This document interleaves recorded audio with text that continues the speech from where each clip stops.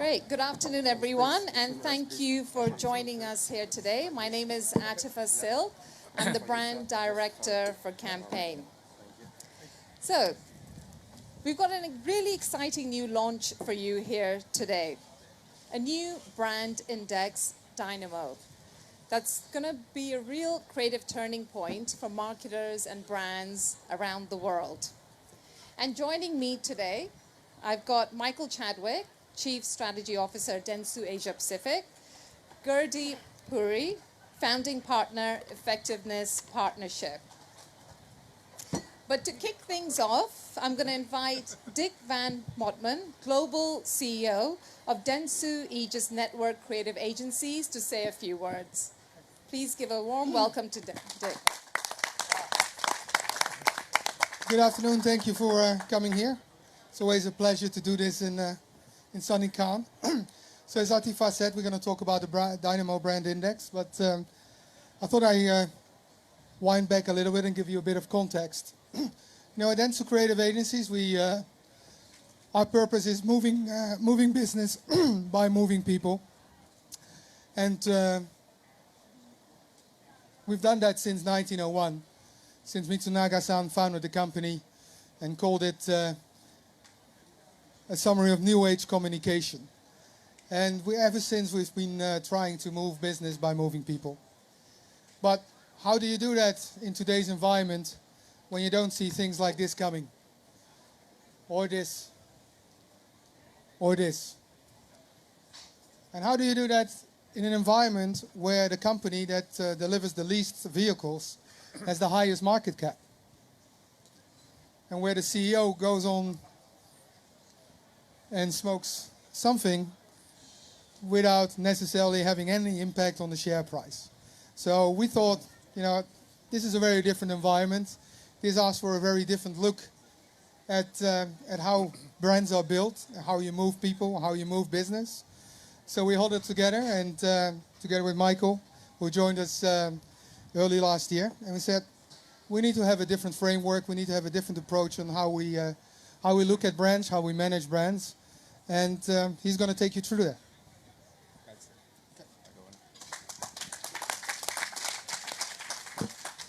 Hey everyone. Dick gets the best slide. It doesn't get better than that, to be honest. So as Dick was mentioning, we believe that the new economy, this new world, requires a new model for understanding how culture and how brands work. And what I'm going to share with you today is the output of some work we've been doing to put together that kind of model. And indeed, a brand ranking that is the fruit of this new model, which we're going to share the results of with you. What might that new model look like? Well, if you look at old economy analytics, how we've typically measured brands and understood brands, the new model will probably be less reliant on scale. So traditional ways of understanding brand strength have really been built around how big are you, what's your scale. And actually, for most of the 20th century, scale was enough to win. Because scale meant you could dominate media, scale meant you could dominate route to market, scale meant you could dominate supply chain. We know now brands are being built to huge valuations completely outside of that traditional ecosystem. Scale no longer is enough to win, and indeed some recent evidence suggests that scale may have a less positive correlation with growth. So we think it's more important to value momentum, not how big you are, but how you're moving. Less about reflecting current status, because again, if you look at the speed with which things are changing and the speed with which businesses are being built, so the fastest billion-dollar valuation was achieved in 4 months from scratch to $1 billion. There's not really any point in reflecting where a brand is today, because tomorrow it will be somewhere different. So what we're trying to understand is trajectory. That means less historically focused, more future-focused, and far more capable of responding to the fast shifts and the volatility that we see in culture. So what kind of qualities might that mean we evaluate and look at? This is the stuff we used to look at, okay? Equity. What have you got in the bank? Scale, I've talked about. Presence. Control. How in control of your brand are you? What's your personality and how dominant are you in channels? Share of voice, etc. But we think there are 6 corollary qualities that are really important for brands to have these days. And it's not to get rid of this stuff on the left, but it's how do you converge these qualities on the right with these more traditional or fundamental qualities. So Not just what do you have in the bank in terms of equity, but what energy do you bring to the moment, to the now? Can you merge scale with agility? Not just presence, the visible presence that we typically measure brands with, but that invisible connectivity that the digital ecosystem has opened up. How do you maintain enough control of your brand whilst opening it up to collaborate with consumers and with other brands and with all manner of partners? How do you move from just having a personality, a set of clothes that you wear, to actually having fundamental values that people can buy into? And lastly, from channels to how do you really create superior experience? So we worked on developing a model that would be capable of analyzing and understanding these qualities. And Gurdeep's going to talk to us a little bit about the work we did in developing that. Thank you. Thank you very much. Hi, everyone. So our team worked with Dentsu creative agencies across the research process, which was quite considerable, across the metric selection, the data collection, and the analysis phase. And we also worked with their research partners, Digimind, Spotify, Unruly, and YouGov in the process. I mean, just to throw some stats at you to show you how robust this index is. It was across 10 markets, international, across from China, Japan, India, Thailand to Germany, UK, USA, and Brazil. So it's global. I think there were 162 brands across markets, averaging 69 brands per market. And I think in total there were over 100,000 brand valuations per market. So it's an extremely, extremely robust index. And the average correlations we'll talk about later on are over 70% across the key metrics. Thanks, Gurdeep. Yeah. You stole my clicker. I know. Something for free. So what we're going to share with you, as I said now, is the model and the results of this. I'm just going to play a little video now to give you a brief understanding of some of the principles that we're then going to talk about in more depth.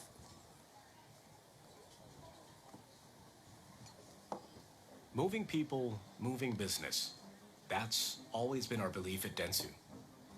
But in a time when people are moving much faster than businesses, how do we and our clients move?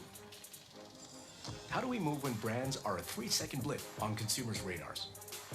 How do we move when one tweet can change the world?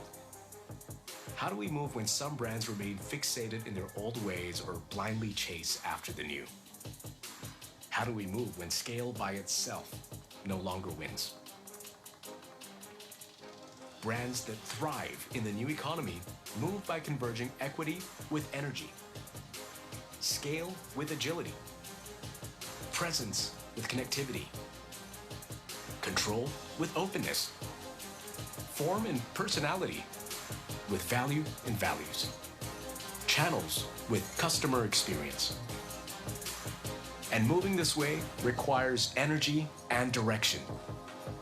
Energy to maximize engagements and connections, and direction to ensure consistency, clarity, and relevance of what we offer. Without both, a brand is inert, lifeless, still. Direction without energy gets us an outpaced brand, struggling to keep up. Energy without direction results in a firework brand, unsustainable. We call brands that move with the right energy and direction Dynamo brands. Brands that are fast and fluid enough to move people and move business in the experience economy. How do we move? We find out what type of brand businesses have and what moves they need to become a Dynamo brand. Dynamo brands, Dentsu. Okay, so you'll see that at the heart of our model is this matrix, and this calls out the two key qualities we think brands need to win in the new world: energy and direction. Brands with high energy and low direction we call firework brands. There's a high likelihood of these guys fizzling out however much they're sparkling today. Down here in the bottom right, brands with high direction but low energy are outpaced. They know where they want to move to, but they're struggling to get the flywheels turning.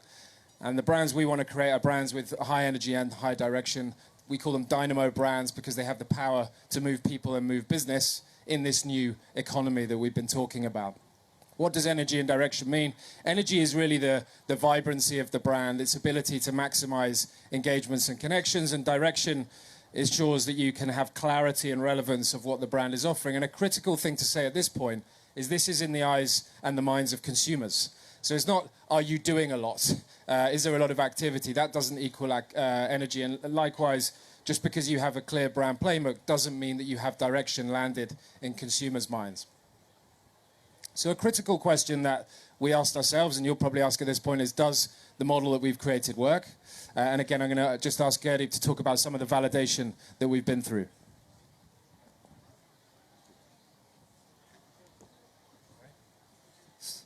So when you conduct an exercise like this, there are many examples of high correlation between metrics, you hope.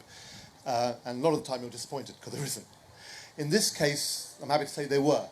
And this is just one of them, Mike, you can go to the URL to look at all the stuff that's over there about the actual index, the Dynamo Index. But, this we found really fascinating, that there was over a 70% correlation between future intentions to purchase or use and the actual index itself. Now, most of the key metrics and attributes for the index that you guys will be interested in, we can say with confidence are over 70%, which is highly robust. And, again, when cutting data in various ways, you hope something comes out that's really interesting. And one of the things that come out was, over the last 6 months, there was an analysis done of brands which are dynamic. So they have energy and they have direction. And those brands have grown over 21% in the last 6 months. And they'd outperformed the S&P 500 by 12%, which is really impressive. And we were talking about being future focused. So this is actually looking at the past. But what we found more interesting in some ways is that Dynamo brands tend to have a higher PE ratio versus non-Dynamo brands. What that means is that investment professionals also see that there is strong performance likely baked in to these businesses and brands.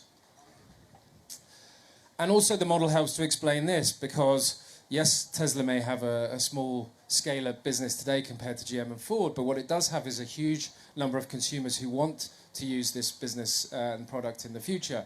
And when we look around some of the qualities that Dynamo brands have compared to the other categories of brands that you see here, apologies if this is hard to make out, but with Dynamo brands there's a very high likelihood that people expect good things from these brands in the future.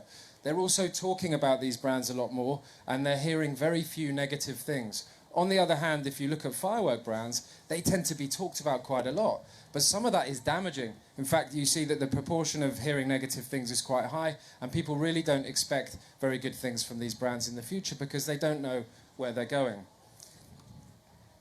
So what I want to share now is the results, so the top 10 that we found globally, and also the top 5 of the local brands that we looked at. So in terms of the top 10, this is the big ta-da moment. Top 5 here. So you'll see that the number 1 Dynamo brand we found globally was YouTube, actually scoring even better than its parent brand, Google. And you'll see that it has very high scores for direction and energy. People know what it stands for, it has a very clear value proposition, but it is also a very vibrant brand.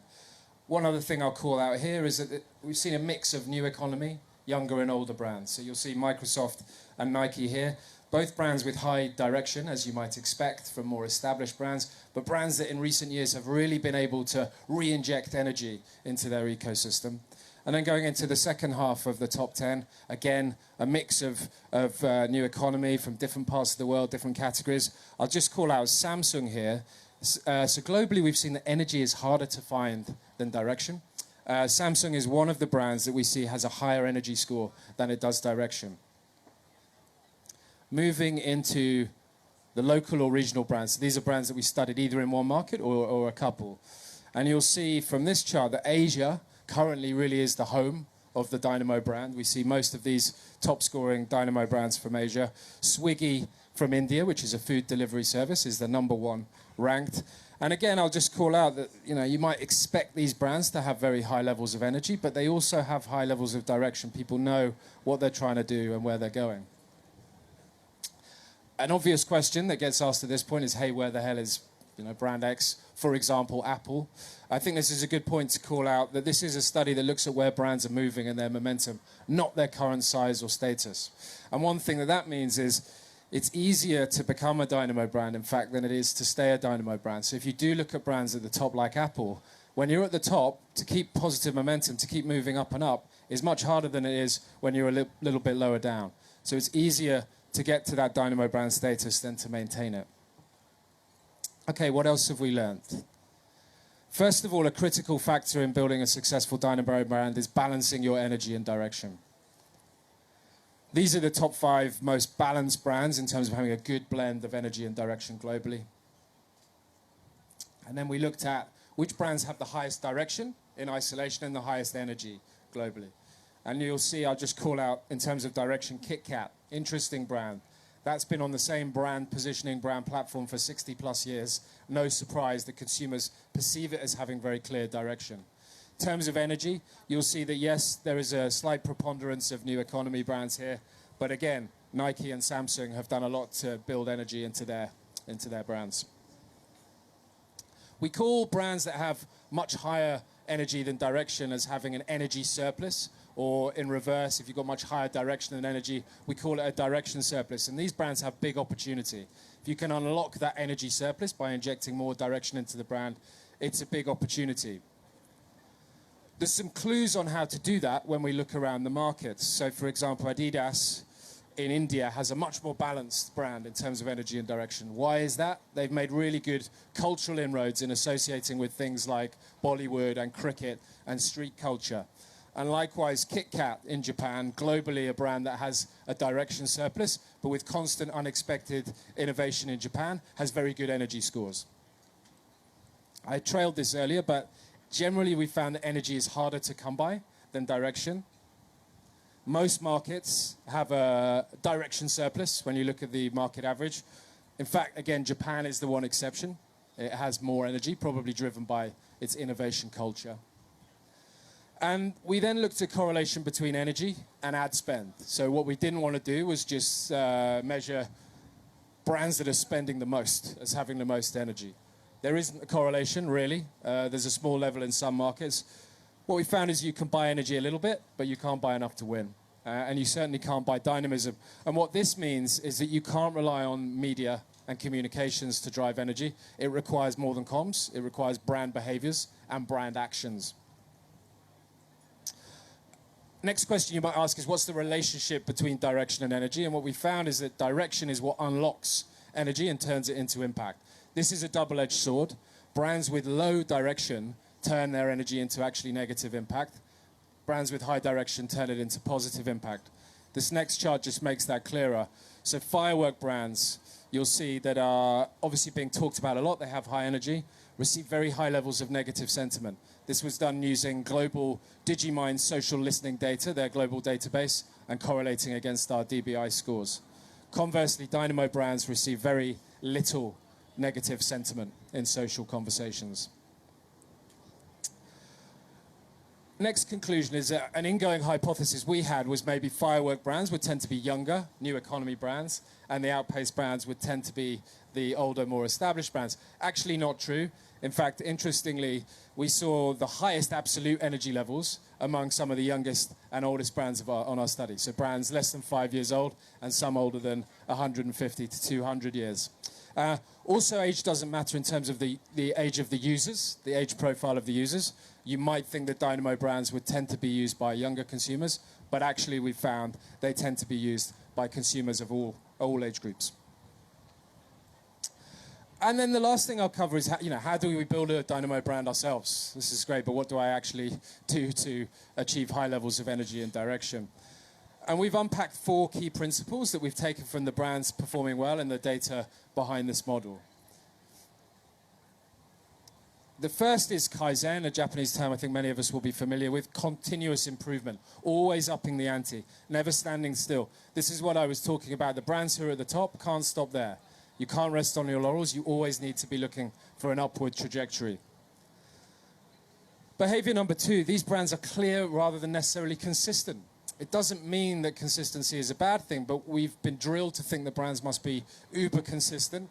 Actually, these brands do explore new things. They're just very clear in the eyes of consumers about what they stand for and what they're trying to achieve. Related to that is the fact that these are brands that are defined by their values, not their form. So this gives them permission to try out new forms, new products, new offerings because there's a fundamental value set which people find resonant. And lastly, trust is critical, and crucially, it's trust at the brand level, not the product level. So these are organizations and businesses and brands that people fundamentally have a trust in. So these are the 4 key behaviors we believe are exhibited by the Dynamo brands you see at the top of our study. And probably better than all of that is a quote from my colleague Narayan in India, where we did a deep dive on why Swiggy had such high scores. And he said Swiggy is constantly doing new things. It's willing to stretch and bend its business model, whatever it takes, while never losing sight of who it is. And I think that's in many ways the best sort of one-liner of a Dynamo brand. Willingness to stretch and bend the business model while never losing sight of the fundamentals of who you are. So we talked about how this is a model that's sort of looking at what's next. And of course, as such, we'll constantly be evolving and adding to the learnings we have to date. So if you want to stay tuned to what we're up to and get more detail on the depth behind this report, and indeed download the full report, you can stay tuned at dynamobrandindex.com, which is where we house all the learnings. So that's the end of the kind of results of the study. Back to you, Atifa. Great, thank you. Dick, can I ask you to join us again? Thanks, Michael, for that, and Gertie. So one of the questions I had, and we'll take some questions from the audience as well. One of the questions I had was, how do you build a sustainable strategy for a Dynamo brand? So let's say you're there. How do we ensure that it's sustainable and it's going to work in the long term? I think we agreed that I would get all the hard questions, so I'll take that. So actually it's baked into the model in a way, because an unsustainable model is just focusing on energy. And the idea here is that with direction, you'll always know where you're going. You'll always know where you're trying to move to. And so every activity, every energy that you sort of put out into the world will hopefully be in service of that consistent direction. So the model itself was designed to deliver short-term performance and long-term sustainability, which I think is what every marketer today kind of wants and indeed demands. I think, to add to that, I think one of the key words was brand actions, not communications. I think that's, you need to realize that, but there's also the opportunity. It's how you behave, how you deliver, that directions and multiple touch points, not just communication, the actual service experience, the retail experience, throughout the whole line. Yeah, and as Dick has just alluded to, so with direction, you're encapsulating strategy as well, right? But that's fundamental to what direction you're going to go in, and that's got to be correct. So it encapsulates all parts of the process to get to the right place. And given how complex our environment is and how quickly everything is moving, do you see the definition of a Dynamo brand evolving, and how often? I think we're open to that. Every model has to have the ability to upgrade and evolve. I think the fundamentals of this model, energy and direction, and the particular metrics that we've found underpinning that will continue to be relevant. But 2 things. One, we will continue to validate the model because this whole thing is built on the hypothesis of volatility and fast turnaround. So we need to keep up that validation. And this is not going to be a one-off, annual Big Bang study. It will be a more readily and regularly updated study. So we'll continually be feeding fresh data into this. And if you were going to identify one thread that links all of those Dynamo brands together, what would you say it is? I don't think it's one thread. I think it's a combination of energy and direction working together. Yeah, and as Mike has just mentioned earlier, it's harder to gain positive energy, than to get the right direction. But those working together lead to dynamism and a momentum. And I just don't think you can do better than Narayan's description, which is willingness and indeed commitment to continually stretching and bending your business model. It's not a nice to have. Trying new things, doing new things is now actually a mandatory. And to build upon that, I think, for me, the 2 most important parts were clarity and freeform. If you have clarity, you can have that freeform, but the other way around, you can't. This whole, for many years, we've had this thing, where's that one golden metric? What's that one thing we can press? Well, we've got it down to 2 here. Yeah, that's pretty good. And the local or domestic brands that you had on there were really interesting. Was there any story that stood out for you that you thought that's really compelling? Yeah, look, I think Swiggy is a fascinating brand, having done a lot more digging into it as a result of this study. And in the report you can download, there's actually a case study on Swiggy. But all of those brands, I think, there's great learnings for us to take, to be honest. Great. We can take a few questions. If anyone's got questions around the data itself, the research. Terry? Sorry, I don't need a mic. I've got a question that... so I'm a brand that doesn't rate on the index, but I want to know how I can be a Dynamo brand. Firstly, where do I rate and how do I become a Dynamo brand? Is there a methodology that you can identify that and help me become a Dynamo brand? Yeah, so I'll pick that one up. So, I mean, first of all, obviously, there's a framework here, even without data, which can be applied. Two, as we move forward, we're looking to add a lot more brands to the study. And indeed, we will be doing bespoke surveys for brands that come to us and ask for help. We have now global and local market benchmarks that we can use against individual brands. The last thing I'll say is there is a tremendous amount of data that we collected behind this, which helps to give diagnostics of why you might not be in the position you want to be. So the data behind this will also help you to sort of identify the moves you need to make to move up to Dynamo brand status. So for example, where these are big global brands, if you went into the B2B space and rated events around the world, you could actually do that as well. You could actually go by industry sector. Yeah, and after I had an interesting conversation the other day about doing this at a national level as well, right. You know, and looking at the energy and direction of nations. So I think there's lots of potential applications, yeah. We have another question here. So you've talked about a lot of the implications for brands. Have you started to think about what the implications might be for agencies? Produce great strategy at the end of the day, yeah. You're inferring that we should do a Dynamo Brand Index on agencies? Well, I guess it's... Serious? What does this mean in terms of the way that agencies are serving their clients? And Well, of course, we looked at it ourselves as well, because we had the 4 tenets that underpin how you become a Dynamo brand. But if you take it down to what kind of work, we think we need to marry brand design and experience design with big organizing ideas. And if you step back, we said what actually it's about new economy meets old economy. You know, it's not either or, it's a combination of the best of both.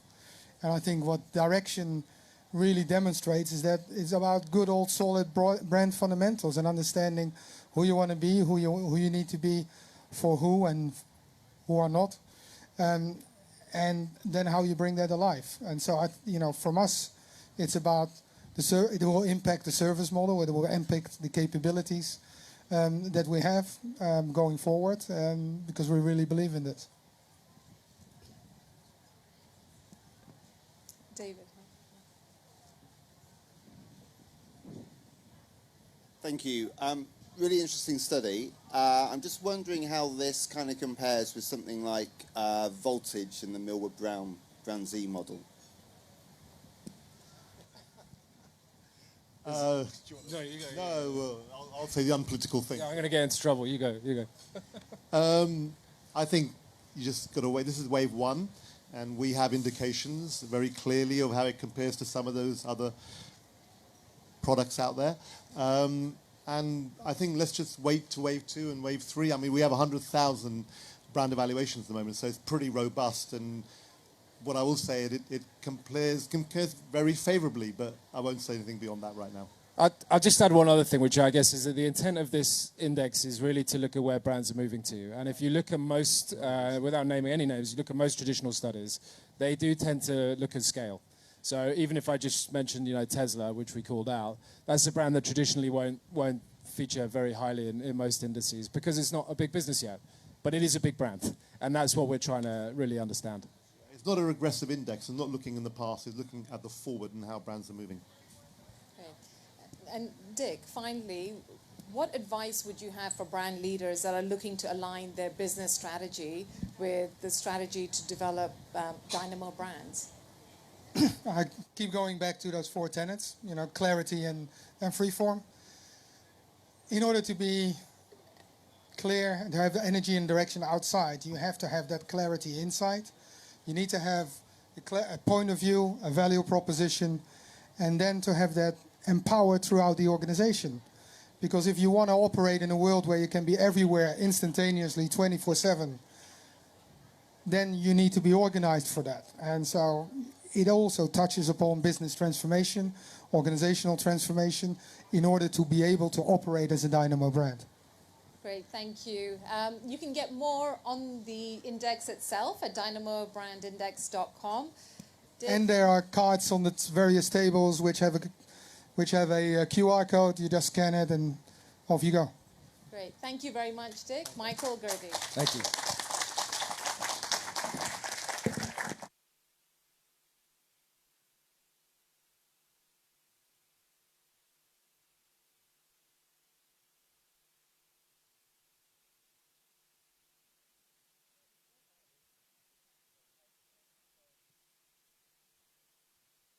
Can everyone please remain in their seats? We've got in 1 minute our next session, When Data Meets Creativity. Thank you.